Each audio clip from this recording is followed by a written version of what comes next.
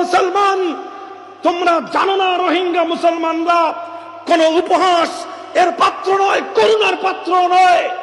রোহিঙ্গা মুসলমানরা আজকে বিশ্ব দরবারে কোন পর্যন্ত পৌঁছে গেছে তার হিসাব তোমাদের কাছে নাই।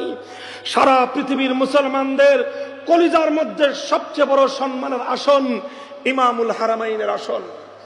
পবিত্র মক্কা এবং মদিনার মসজিদের ইমামতি যারা করে তাদের আসন এবং মর্যাদার আসনটা খোদার কসম খেয়ে বলি উম্মতে মুসলিমা আমেরিকার প্রেসিডেন্ট ট্রাম্পকে সম্মান করে না, উম্মতে মুসলিমা দুনিয়ার কোন ভ্লাদিমির পুতিনকে সম্মান করে না।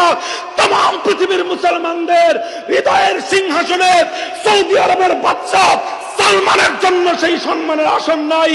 পবিত্র মসজিদে হারাম এবং মসজিদে নববীর ইমামের যে স্থান,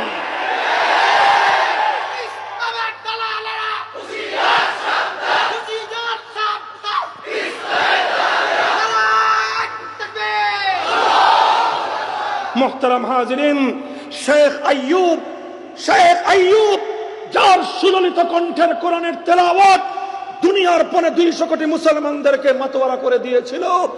পবিত্র নববী মসজিদ নববীতে আল্লাহর পয়গম্বরের শিয়রের সামনে দাঁড়িয়ে বছরের পর বছর যিনি পবিত্র রমজানুল মুবারকে ইমামতি করতেন, যার জাদুমাখা কোরআনের তেলাওয়াত শুনে লাখো বেঈমান ঈমান গ্রহণ করবার সুযোগ হয়েছে, শেখ আইয়ুব রোহিঙ্গা মুসলমানদের সন্তান। রোহিঙ্গারা কোন পর্যন্ত পৌঁছে গিয়েছে তোমরা জানো না।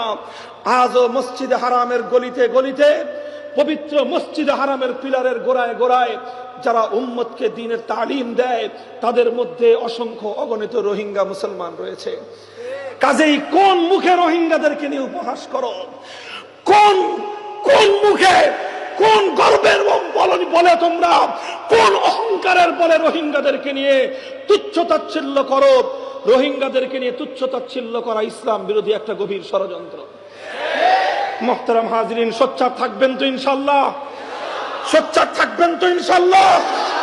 যারা রোহিঙ্গা বলে গালি দেয় নিজের পায়ের বাম পায়ের জুতা খুলে বাম হাত দিয়ে ওদের মুখের মধ্যে দুটো চড় মারবেন তো?